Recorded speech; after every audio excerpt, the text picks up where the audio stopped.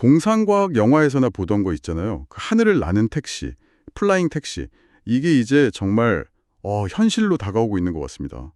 네, 단순한 상상이 아니라 정말 구체적인 기술이랑 계획으로 만들어지고 있다는 거죠. 안녕하세요.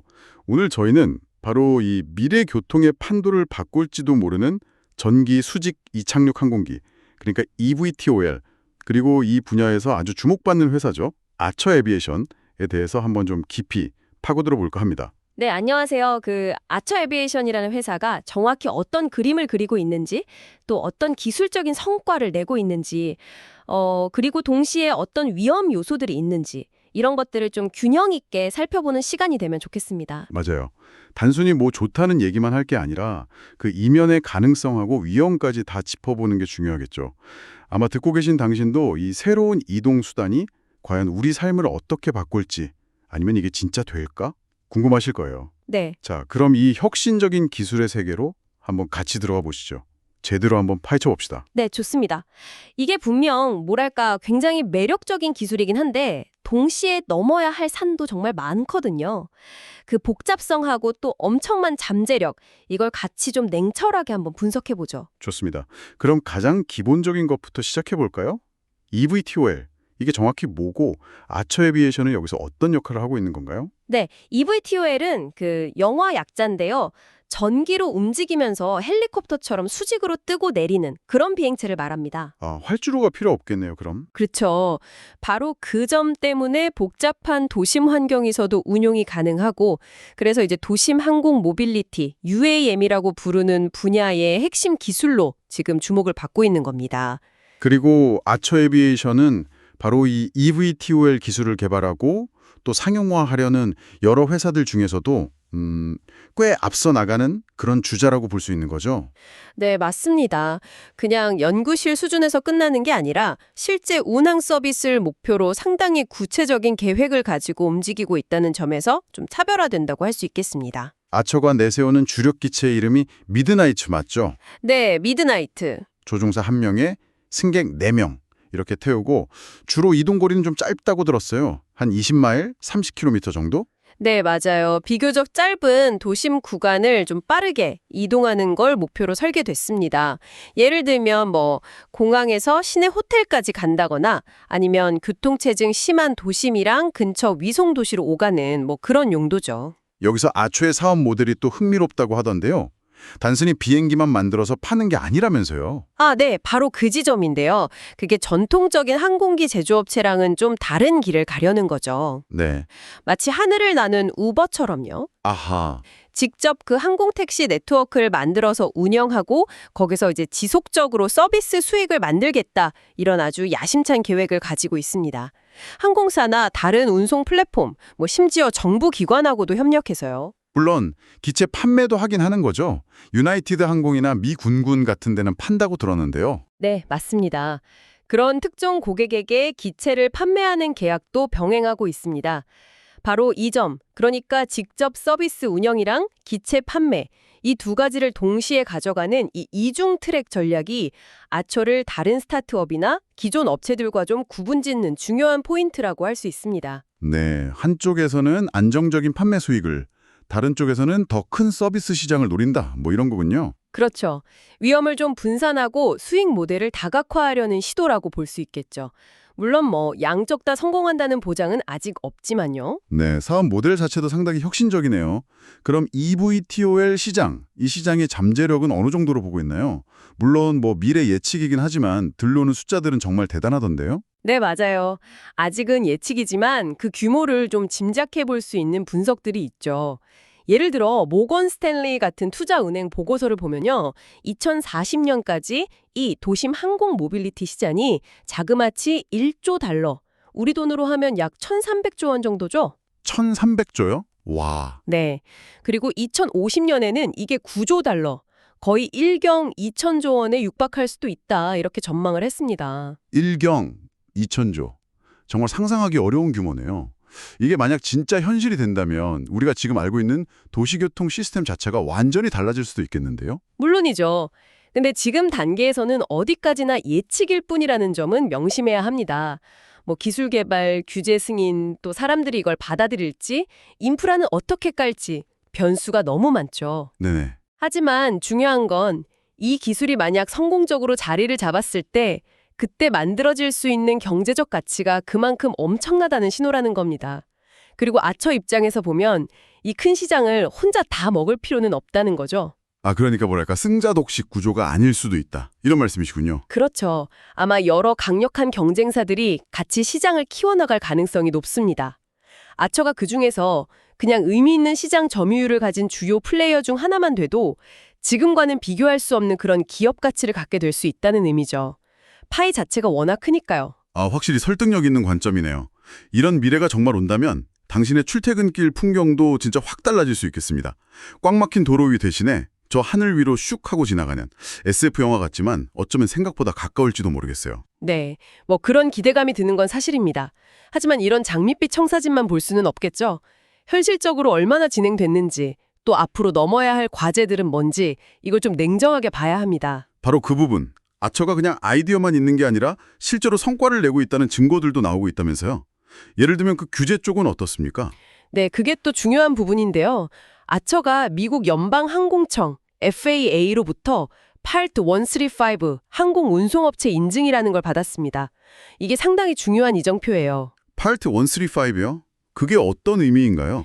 이건 단순히 비행기를 만드는 회사가 아니라 실제 승객을 태우고 상업적으로 운행할 수 있는 항공사로서 필요한 뭐 운영 시스템이라든지 안전 절차, 정비 프로그램 이런 것들을 갖췄다는 걸 FAA로부터 인정받았다는 뜻입니다.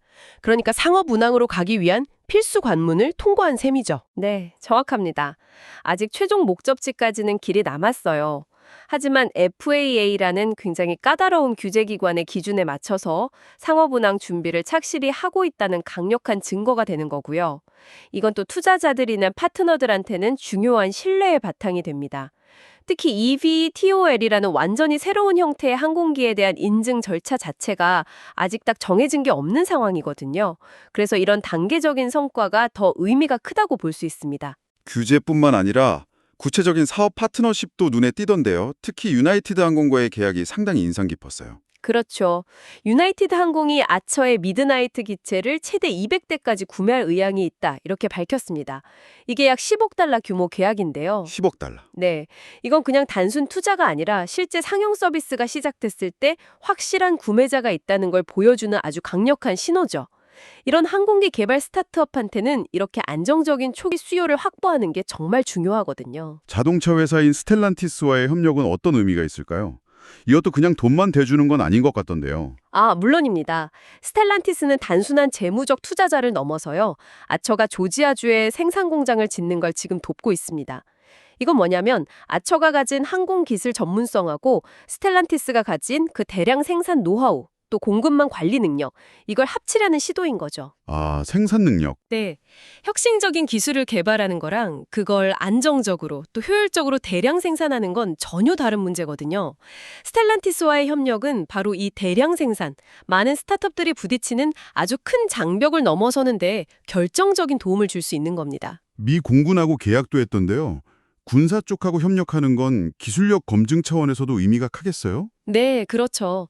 미 공군과의 계약은 아처의 기술이 단순히 민간 여객운송뿐만 아니라 국방 분야의 그 까다로운 요구 조건도 충족시킬 잠재력이 있다는 걸 보여주는 겁니다. 군사 표준을 만족시킨다는 건 기술의 신뢰성이나 안정성에 대한 아주 강력한 증명이 될 수 있고요. 이게 또 나중에 다른 상업 계약이나 규제 승인 과정에서도 긍정적인 영향을 줄 수 있습니다. 그렇군요. 결국 이런 주요 기업이나 정부 기관과의 파트너십 네트워크는 대부분의 초기 스타트업들은 갖기 어려운 일종의 신뢰 자산을 아처에게 주는 셈이죠. 와, 이렇게 긍정적인 면들을 쭉 들어보니까 정말 기대감이 커지는데요. 하지만 동전의 양면처럼 이 밝은 전망 뒤에는 분명히 좀 어두운 그림자, 그러니까 상당한 위험 요인들이 있겠죠. 투자의 관점에서 보면 여전히 고위험 영역인 건 맞잖아요. 네, 맞습니다. 가장 먼저 그리고 가장 현실적으로 지적해야 할 부분은 역시 재정 문제입니다. 아처는 아시다시피 현재까지 의미 있는 수준의 수익을 못 내고 있어요. 오히려 그 반대죠. 네, 그렇죠. 항공기 개발하고 테스트하고 인증받고 생산시설 짓고 이 모든 과정에 돈이 엄청나게 들어가고 있잖아요.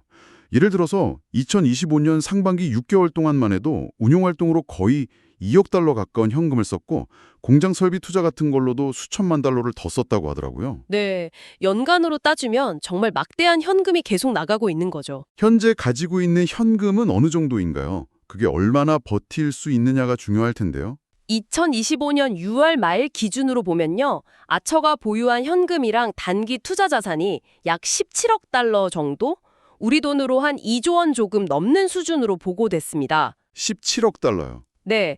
근데 현재 현금 쓰는 속도를 그냥 단순하게 계산해 보면 대략 한 3년 정도 운영할 수 있는 자금이라고 볼 수 있습니다. 3년이요?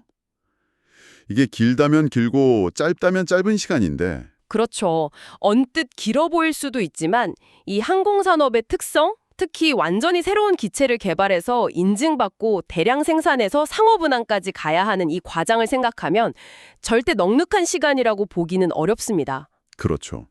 특히 이제 대량 생산 체제를 본격적으로 돌리고 또 여러 도시의 서비스 네트워크를 만들려면 지금과는 비교도 안 될 정도로 훨씬 더 많은 자본이 필요하게 될 거예요. 결국 돈이 더 필요하다는 얘기네요. 네, 이건 아처가 가까운 미래에 추가적인 자금 조달에 나설 가능성이 매우 높다는 걸 의미합니다. 추가 자금 조달이라면 뭐 새로운 투자를 받거나 아니면 대출을 받거나 그런 거겠죠? 그렇습니다.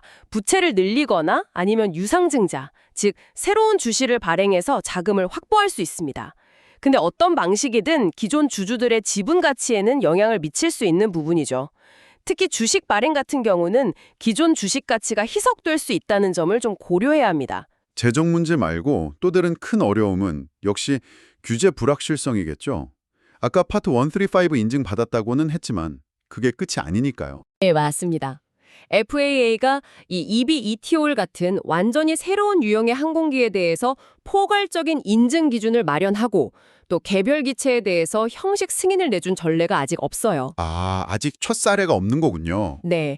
그래서 이 미드나이트 기체에 대한 최종 승인이 과연 언제 또 어떤 조건으로 이루어질지는 여전히 불확실한 영역입니다. 만약에 이 인증 과정이 예상보다 길어진다면 아처의 상업 서비스 시작 시점도 그만큼 늦춰질 수밖에 없고요. 이건 아까 말씀드린 자금 소진 압박을 더 심화시키는 요인이 될 수 있습니다. 결국 아초의 현재 상황을 한마디로 딱 정리하면 뭐랄까 모든 게 걸린 하이 리스크 하이 리턴 게임이다. 이렇게 볼 수 있겠네요. 정확히 그렇습니다. 이런 상황을 종종 이진적 베팅, 바이너리 벳이라고 비유하는데요. 이진적 베팅? 네. 즉 기술적, 재정적, 규제적 장벽을 모두 다 성공적으로 넘어서서 시장을 이끄는 혁신 기업으로 확 뛰거나 아니면 그 과정에서 자금이 떨어지거나 결정적인 어려움에 부딪혀서 그냥 좌초하거나 이 두 가지 가능성이 공존하는 거죠. 성공 아니면 실패, 그 결과가 아주 극명하게 갈릴 수 있는 그런 상황입니다. 투자자 입장에서는 정말 엄청난 성공 가능성과 함께 모든 걸 이룰 수도 있는 위험을 동시에 안고 가는 셈이죠. 자, 그럼 이 모든 논의를 한번 종합해 볼 때 이 아처 에비에이션과 EB-ETOL 기술의 등장이 지금 우리에게 왜 중요할까요? 그냥 뭐 흥미로운 기술 얘기 이걸 넘어서서 우리 삶과는 어떤 관련이 있을까요? 만약에요, 아처 같은 회사들이 그리는 미래가 현실이 된다면 그 파급력은 단순히 좀 더 빠른 택시 수준을 훨씬 넘어설 겁니다. 도시의 모습 자체가 바뀔 수 있어요. 도시의 모습이요? 건물 옥상이나 주요 거점에 새로운 형태의 이창육장, 이걸 버티포트라고 부르는데요. 이런 게 들어서고 이걸 중심으로 새로운 교통 흐름이나 상권이 형성될 수도 있습니다. 우리의 출퇴근 방식, 도시 내 이동 패턴, 심지어 우리가 사는 주거 형태에까지 영향을 미칠 수 있는 그런 잠재력을 가진 기술이라고 봐야죠. 와, 상상만 해도 정말 흥미롭긴 하네요. 광 막힌 도로를 내려다보면서 하늘로 이동하는 모습. 근데 동시에 고려해야 할 점들도 정말 많겠어요. 그렇죠. 물론입니다. 아처라는 한 회사의 성공 여부를 떠나서 이 EV-ETOL 산업 전체가 풀어야 할 숙제들이 정말 산더미처럼 쌓여 있습니다.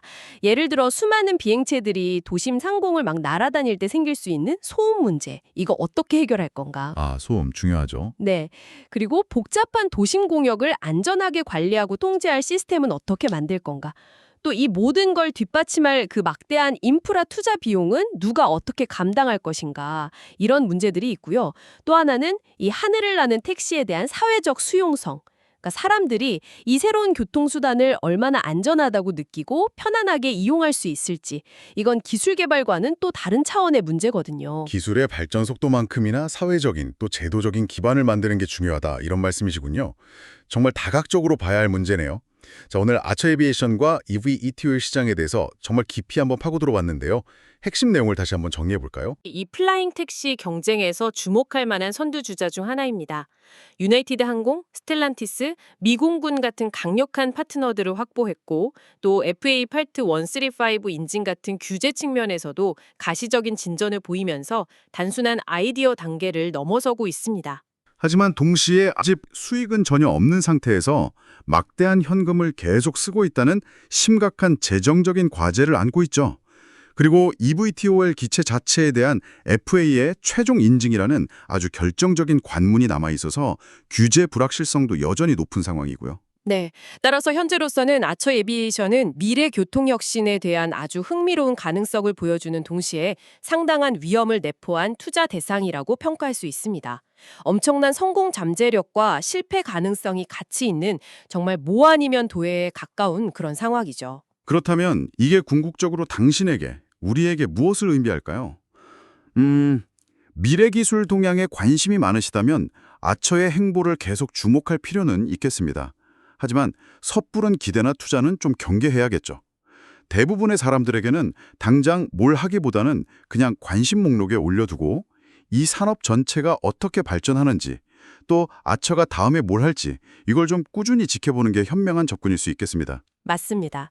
아처 한 회사의 성공 여부에만 너무 집중하기보다는 이 EVTOL이라는 새로운 산업 생태계 자체가 어떻게 만들어지고 발전해 나갈지, 그리고 그게 우리 사회와 도시에 어떤 변화를 가져올지 좀 더 넓은 시각으로 바라보는 게 중요하다고 생각합니다. 마지막으로 당신에게 한번 생각해 볼 만한 질문을 하나 던지면서 마무리할까 합니다. 네.